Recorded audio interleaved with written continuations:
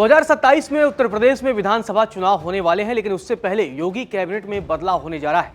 पहले भारतीय जनता पार्टी ने पंकज चौधरी को प्रदेश अध्यक्ष की कमान सौंपी और अब योगी कैबिनेट में बदलाव होने जा रहा है। मकर संक्रांति के बाद कभी भी योगी कैबिनेट में बदलाव किया जा सकता है, नए मंत्रियों को मौका मिल सकता है और कई पुराने मंत्रियों की छुट्टी भी हो सकती है। आपको बता दें कि मंगलवार को मुख्यमंत्री योगी आदित्यनाथ के सरकारी आवास 5 कालिदास मार्ग पर भारतीय जनता पार्टी की कोर टीम की एक मैराथन बैठक हुई है। ये बैठक तकरीबन 1.5 घंटे तक चली है, जिसमें मुख्यमंत्री योगी आदित्यनाथ, प्रदेश अध्यक्ष पंकज चौधरी, दोनों डिप्टी सीएम ब्रजेश पाठक और केशव प्रसाद मौर्य, इसके अलावा संगठन महामंत्री धर्मपाल सिंह और संघ के कई बड़े पदाधिकारी भी शामिल रहे।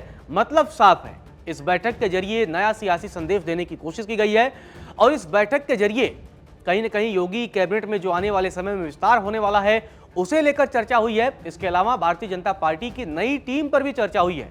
अब बड़ा सवाल यही है कि आखिर योगी कैबिनेट का विस्तार क्यों होने वाला है, इसका असली मकसद क्या है और योगी कैबिनेट के विस्तार के जरिए भारतीय जनता पार्टी क्या नया सियासी संदेश देना चाहती है, चलिए आपको विस्तार से बताता हूं। दरअसल कैबिनेट विस्तार के जरिए भारतीय जनता पार्टी 2027 के विधानसभा चुनाव की तैयारी कर रही है। कैबिनेट विस्तार के साथ ही भारतीय जनता पार्टी की नई प्रदेश कार्यकारिणी का भी गठन किया जाएगा, जिसके मुखिया पंकज चौधरी होंगे, क्योंकि प्रदेश अध्यक्ष के तौर पर उनकी ताजपोशी हो चुकी है, लेकिन अब वो अपनी टीम भी बनाएंगे। साथ ही अब योगी सरकार में भी बदलाव होगा, कई नए मंत्रियों को मौका दिया जाएगा। मतलब संगठन और सरकार के बीच अदला बदली का फॉर्मूला भी अपनाया जा सकता है। मतलब संगठन के कुछ लोग योगी कैबिनेट में जा सकते हैं और योगी कैबिनेट के कुछ नेता संगठन में जा सकते हैं। इस फॉर्मूले पर भी आने वाले समय में काम हो सकता है। करीब जो 1.5 घंटे ये बैठक चली है, इसमें साल 2027 के विधानसभा चुनाव की दृष्टि से बेहद इसे अहम माना जा रहा है, क्योंकि प्रदेश अध्यक्ष बनने के बाद पंकज चौधरी की यह पहली कोर कमेटी की बैठक थी जिसकी वो अगुवाई कर रहे थे। इससे पहले महामंत्री संगठन धर्मपाल सिंह के साथ आरएसएस कार्यालय भारती भवन भी पंकज चौधरी गए थे। यहां पर संघ के पदाधिकारियों के साथ संगठनात्मक मुद्दों पर उन्होंने बातचीत की थी। सूत्रों की तरफ से जो जानकारी सामने आई है कि बैठक में साफ संकेत दिए गए हैं कि संगठन के कुछ चेहरों को सरकार में लाया जा सकता है, वहीं सरकार के कुछ मंत्रियों को संगठन में अहम जिम्मेदारी दी जा सकती है, जो आने वाले समय में प्रदेश में जो होने वाला विधानसभा चुनाव है 2027 में, उसमें अपनी भूमिका निभा सके। वहीं निवर्तमान प्रदेश अध्यक्ष यानी भूपेंद्र सिंह चौधरी का सरकार में शामिल होने की प्रबल संभावना है, क्योंकि प्रदेश अध्यक्ष बनने से पहले वह पंचायती राज मंत्री की जिम्मेदारी संभाल चुके थे और जब प्रदेश अध्यक्ष बने थे उसके बाद से ही उन्होंने मंत्रिमंडल से इस्तीफा दे दिया था।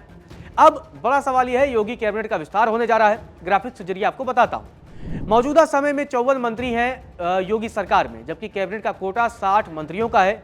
योगी सरकार में 6 मंत्री पद मौजूदा समय में खाली है, चुनाव से पहले ये भरे जाएंगे। 14 जनवरी के बाद कैबिनेट विस्तार संभव है। पूर्व प्रदेश अध्यक्ष भूपेंद्र चौधरी फिर से मंत्री बनेंगे।